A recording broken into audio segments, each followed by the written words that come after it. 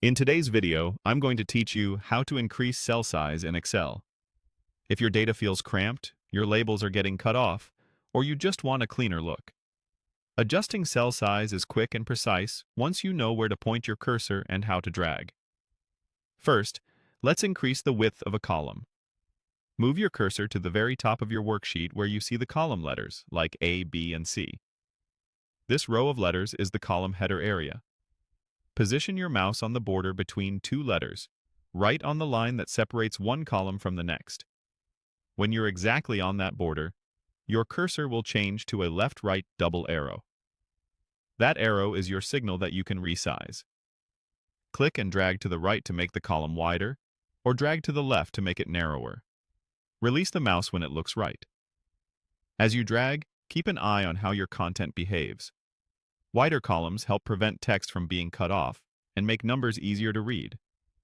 If you find it tricky to land on an exact size, drag slowly and watch for the subtle preview line that shows where the new edge will be. Now let's adjust height, which controls how tall each row is. Move your cursor to the far left side of the sheet where the row numbers appear. This is the row header area. Just like before, place your cursor right on the border between two row numbers, the line below the row you want to change. When you're in the correct spot, the cursor switches to an up-down double arrow. Click and drag downward to increase the height and upward to reduce it. Release when the content fits the way you want. Taller rows can make wrapped text easier to read and give more breathing room if you're working with larger fonts or images. A few helpful notes as you adjust. Make sure you're on the header borders, not inside a cell. Inside a cell, the cursor won't change, and you won't be able to resize.